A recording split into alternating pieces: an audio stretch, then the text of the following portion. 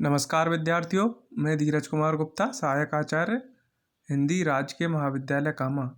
हिंदी की ऑनलाइन शिक्षण कक्षाओं में आपका स्वागत करता हूं। हम अध्ययन कर रहे हैं डॉक्टर राम कुमार वर्मा की एकांकी औरंगजेब की आखिरी रात, जहां पर औरंगजेब अपने द्वारा किए हुए कृत्यों को संपूर्ण जीवन को देख रहा है और उसकी तबीयत भी नासाज है। तबीयत की देखभाल हेतु हकीम आते हैं। हकीम साहब कहते हैं, इत्मीनान के साथ आप बादशाह सलामत का पंखा झेलें। हकीम, अब बादशाह सलामत की खांसी कैसी है? जीनत, खांसी में बहुत आराम है। पहले तो वो हर बात कहने में खांसते थे। आपकी दवा से उनकी खांसी बहुत कुछ रुक गई, लेकिन घबराहट बहुत ज़्यादा बढ़ गई है। हकीम, घबराहट भी दूर हो जाएगी। अभी जहाँ पनाह को होश आता है, आप सब्र करें। जीनत, उनकी बेचैनी देखकर तो मैं बिल्कुल ही घबरा गई थी। मैंने बड़ी मुश्किल से अपने को काबू में रखा। अगर मैं भी घबरा जाती तो इधर था ही कौन? हकीम, जहाँ पनाह की खिदमत करना मेरा पहला फ़र्ज़ है। जीनत, इसलिए तो मैंने आपके पास फ़ौरन खबर भेजी। हकीम, मैं खबर पाते ही हाजिर हुआ। देखिए देखिए, बादशाह सलामत को होश आ रहा है। पंखा जरा धीमा करें। आलमगीर के होठों में कुछ स्पंदन होता है, जैसे वे कुछ कहना चाहते हैं। फिर हल्की अंगड़ाई लेकर आंख खोलते हैं। जीनत और हकीम के मुख पर प्रसन्नता की झलक। जीनत, होश आ गया, होश आ गया। हकीम, बादशाह सलामत को आदाब अर्ज करता हूँ। आलम, पानी। जीनत शीघ्रता से सुराही में से गुलाब जल निकाल कर आगे बढ़ाते हैं। जीनत, जहाँ पनाह, यह है पानी। आलमगीर उठने की कोशिश करता है। हकीम उन्हें उठने में सहारा देता है। आलमगीर पानी पीने के लिए झुकते हैं, लेकिन दूसरे क्षण रुक जाते हैं। आलम, यह कौन सा पानी है?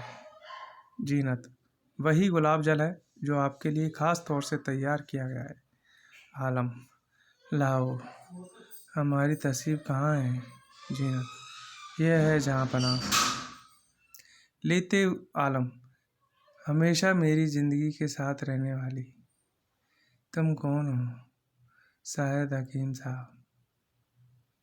हकीम, जी जहाँ पनाह। आलम, हमारी हालत बहुत ख़राब है हकीम साहब, अब शायद हम न बचेंगे। हकीम, ऐसी बात न फरमाइए जहाँ पनाह, बुखार आपका अब दूर ही हो ही गया, सिर्फ कमज़ोरी और खांसी है। खांसी भी अच्छी हो चली और कमज़ोरी भी इंशाअल्लाह दूर हो जाएगी। आलम, तो ज़िंदगी भी दूर हो जाएगी हकीम साहब। इस वक्त हमारे लिए कमज़ोरी और ज़िंदगी दो अलग अलग चीज़ें नहीं हैं। एक दूर होगी तो दूसरी भी दूर हो जाएगी और आलमगीर कमज़ोर होकर ज़िंदा नहीं रहेंगे। हकीम, आलम पनाह, आप वजह फरमाते हैं, लेकिन इसे सही नहीं मानना चाहिए। आलम पनाह, मैं क्या करूं? कुछ जवाब नहीं दे सकता। आलम, जीनत, हकीम साहब से कहो कि वे हमें बेहोशी की दवा दे। जीनत, इन्हीं की दवा से तो आप होश में आए हैं अपना। आलम, लेकिन जीनत, इस सोच से हमारी बेहोशी अच्छी है। गुनाहों की याद अब बर्दाश्त। हकीम साहब, कमज़ोरी की हालत अब बर्दाश्त नहीं होती। ऐसी दवा कीजिए कि बेहोशी का आलम रहे। आपके पास शराब को छोड़कर कोई ऐसी दवा है? हकीम, जहाँ पनाह, आपकी कमज़ोरी बहुत जल्द दफ़ा हो जाएगी। आलम, हमारे सवाल का जवाब दीजिए हकीम साहब, आपके पास शराब को छोड़कर कोई ऐसी दवा है? हकीम, जी ऐसी दवाएं तो बहुत हैं आलम पनाह, लेकिन आपको अपने जहाँ पनाह को कैसे दे सकता हूँ?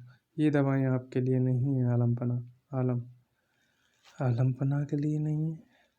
कौन सी दौलत है जो आलमगीर के लिए नहीं है? इस वक्त बेहोश हो जाने की दवा हमारे लिए सबसे बड़ी दौलत है हकीम साहब। हम इस वक्त वही चाहते हैं। इस प्रकार हकीम साहब, जीनत और जहांगीर आपसी संवाद करते हैं और औरंगजेब अपनी पुरानी याददाश्तों को अपने जहन में नहीं आने देने के लिए पुनः बेहोशी के लिए दवा मांगता है, लेकिन हकीम साहब उन्हें देने से मना करते हैं। यही चल रहा है संवाद। आज के लिए इतना ही, शेष कल। धन्यवाद।